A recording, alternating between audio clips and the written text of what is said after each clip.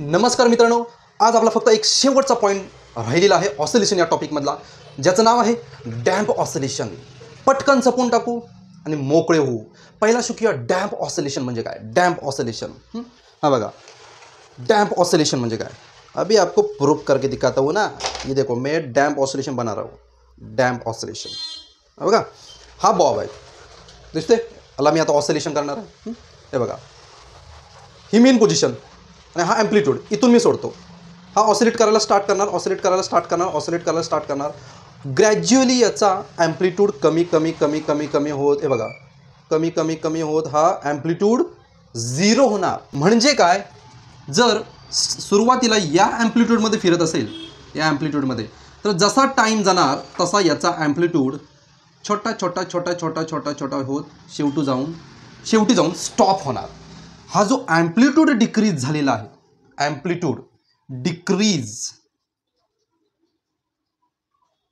Amplitude, अशा प्रकारच्या ऑसिलेशनला बोलायचं डॅम्प ऑसिलेशन.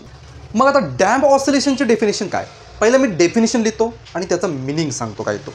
डॅम्प ऑसिलेशन बघा, डॅम्प ऑसिलेशन असा ऑसिलेशन, पण तो पिरियॉडिक असणार. Periodic oscillation of gradually decreasing amplitude. असा पिरियॉडिक ऑसिलेशन ज्याचा ॲम्प्लिट्यूड हळूहळू हळूहळू कमी होतो, डिक्रीज होतो, त्याला म्हणतात डॅम्प ऑसिलेशन. आणि त्या इन्स्ट्रुमेंटला म्हणतात डॅम्प ऑसिलेटर. ओके, याचं आता इक्वेशन बनवूया आपण. हे बघा, एक एक्सपेरिमेंटल सेटअप आहे आपल्याकडे.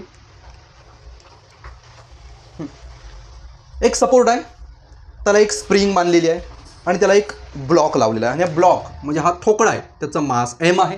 ओके, त्याला एक अशी दांडी काढलेली आहे आणि त्या दांडीला एक आडवी एक दांडी लावलेली आहे. आता ह्या पूर्ण सेटअपला म्हणतात व्हेन, याला म्हणतात ब्लॉक, याला म्हणतात स्प्रिंग, आणि हे कुठलं तरी XYZ नावाचं लिक्विड आहे.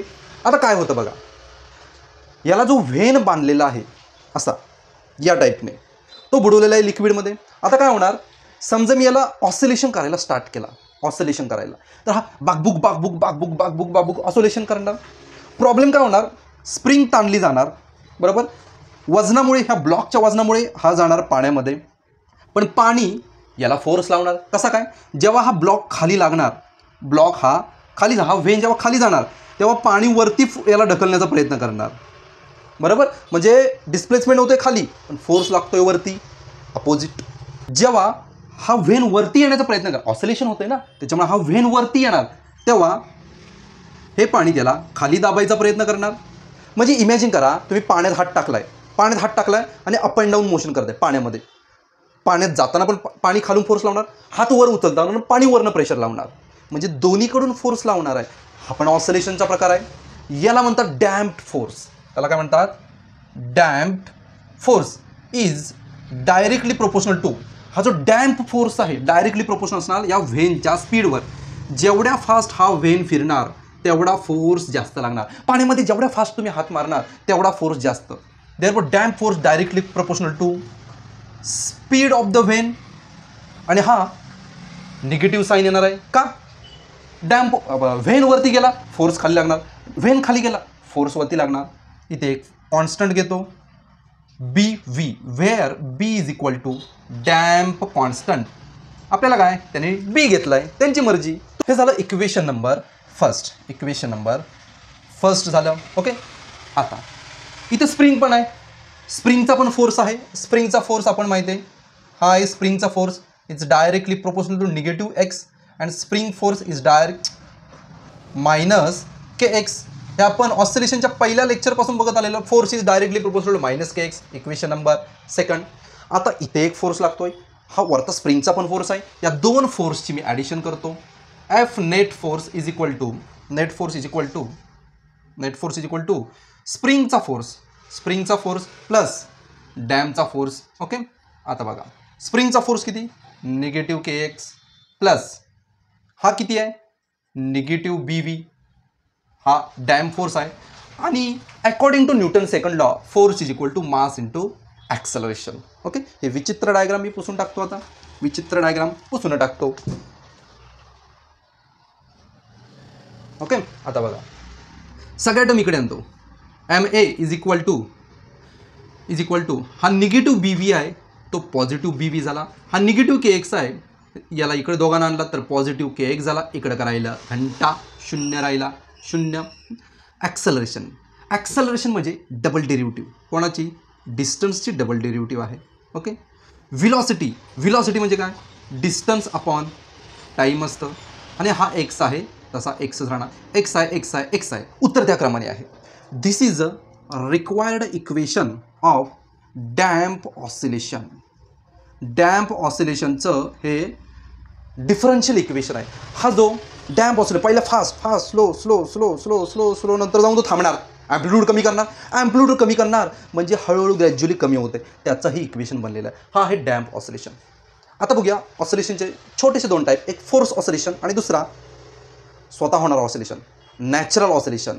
बघूया काय आहे ते. छोटेसे दोन पॉईंट आहेत. एका साईडला फ्री ऑसिलेशन, एका साईडला फोर्स ऑसिलेशन आहे.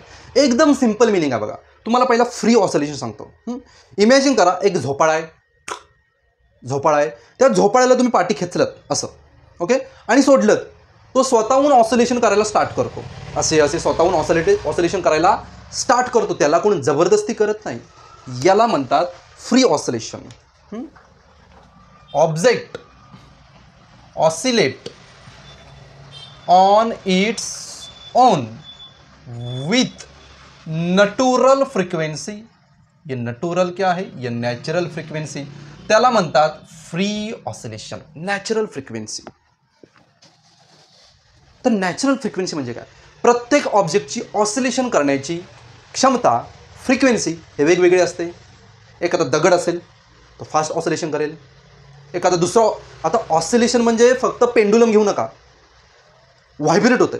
समजा एखादा ग्लास आणलात आणि तो डीजेच्या स्पीकरमुळे व्हायब्रेट होतं, धाड धाड धाड धाड धाड धाड धाड, तो ऑसिलेशन वेगळा करत असेल. एखादा प्लायवूड असेल तो ऑसिलेशन करत असेल, धाड धाड धाड धाड धाड धाड, त्याचं ऑसिलेशन वेगळं असेल. ऑब्जेक्टचं टू अँड फ्रो मोशन आहे, जे व्हायब्रेटिंग पॉवर आहे, व्हायब्रेशन होण्याची क्षमता आहे, ती ऑब्जेक्ट टू ऑब्जेक्ट डिफरंट असते. लाकूड कमी व्हायब्रेट होईल, पत्रा जास्त व्हायब्रेट होईल. याला बोलतात नॅचरल फ्रिक्वेन्सी. आता फोर्स ऑसिलेशन म्हणजे काय, फोर्स ऑसिलेशन म्हणजे ज्याचं ऑसिलेशन हे दुसऱ्या ऑसिलेशनवर डिपेंड असतं. एक्सपेरिमेंटली प्रूफ बघा. ही बघा, समजा अशी दोरी बांधलीत आणि त्याला एक पेंडुलम बांधलात ए नावाचा. ओके, हा आहे सिंपल पेंड्या. त्याला दुसरी एक, ही बघा इथं मी टाय केलेली, हा सेकंड पेंडुलम आहे. तिसरा एक आहे सी पेंडुलम आहे. चौथा एक आहे डी पेंडुलम आहे. सगळ्यांची लेंथ वेगवेगळी आहे. फक्त ए वाला आणि सी वाला हे दोघं मी मुद्दाम सेम लेंथला घेतलेले आहेत. आता काय होणार बघा. आता बघा मी काय करणार आहे. हा जो ए नावाचा पेंडुलम आहे त्याला मी असं पाठी खेचणार आणि त्याला व्हायब्रेट करायला मी लावणार. तो आपल्या नॅचरल फ्रिक्वेन्सीला आपला डुलू डुलू डुलू व्हायब्रेट करत बसणार. पण याच्यामुळे ही एनर्जी ट्रान्सफर होणार या दोरीतून या स्ट्रिंगमधून ही एनर्जी सगळ्या पेंडुलमला जाणार. मग हा डुलायला लागल्यावर हे बाकीचे पण डुलायला सुरुवात करणार. ओके, याच्यामुळे हे डुलतायत. याला म्हणतात फोर्स ऑसिलेशन. कारण हा नॅचरली होतोय पण याच्या एनर्जीमुळे बाकीचे व्हायब्रेट करायला लागले ना. अजून एक एक्झाम्पल सांगतो. जर तुमच्या घरात डीजे लावला असेल, डीजे किंवा समोरच्या एका समजा लग्न आहे, तुमचं लग्न आहे, लग्नाचा डीजे वाजतोय, त्या डीजेच्या व्हायब्रेशनने घरातल्या काचा पण धाड धाड धाड धाड धाड हालायला सुरुवात करतात. त्याला म्हणतात फोर्स व्हायब्रेशन. आणि काच आपल्या नॅचरल फ्रिक्वेन्सीला व्हायब्रेट करत असते. जसा डीजे वाजतोय तसा तो व्हायब्रेट नाही करणार, ही त्याची झाली नॅचरल फ्रिक्वेन्सी. मग याच्यामध्ये बघितलं, याची जी फ्रिक्वेन्सी असेल व्हायब्रेट करण्याची ती सेम सी वाल्याची असणार, कारण दोघांची लेंथ सेम आहे. जर लेंथ सेम असेल तर त्यांची फ्रिक्वेन्सी पण एकमेकाला मॅच करणार. याची फ्रिक्वेन्सी वेगळी असणार, याची फ्रिक्वेन्सी वेगळी असणार. पण हा छोटा आहे, याची फ्रिक्वेन्सी खूप फास्ट असणार आणि हाय असणार. लेंथ छोटी आहे, याची फ्रिक्वेन्सी कमी असणार कारण याची लेंथ मोठी आहे. ओके, तर हा झाला फोर्स ऑसिलेशनचा पार्ट. हा सेम पार्ट तुम्ही एका पुढच्या लेसनमध्ये शिकणार आहात. जेव्हा येईल तेव्हा सांगतो. त्याच्यामध्ये आहे फोर्स व्हायब्रेशन आणि फ्री व्हायब्रेशन आहे. सुपरपोजिशन ऑफ वेव्हमध्ये तुम्हाला ते समजेल. तर अशा रीतीने आपला हा टॉपिक इथे संपलेला आहे. ज्या नोट्स आहेत ते तुम्हाला बुकमध्ये वगैरे भेटतील. नोट्स काय मी काढून देत नाही तुम्हाला. त्या नोट्स मी तुम्हाला फक्त एक कन्सेप्ट क्लिअर करून देण्याचं मी काम करतो. आणि जर नोट्स हव्याच असतील तर मला कमेंट करा. मी तुम्हाला PDF फाईल असतील त्या तुम्हाला माझ्या हँड रिटन नोट्स तुम्हाला पाठवतो. चला भेटूया एका नवीन लेक्चरमध्ये, एका नवीन चॅप्टरमध्ये, पुढच्या व्हिडिओमध्ये. तोपर्यंत अभ्यास करा.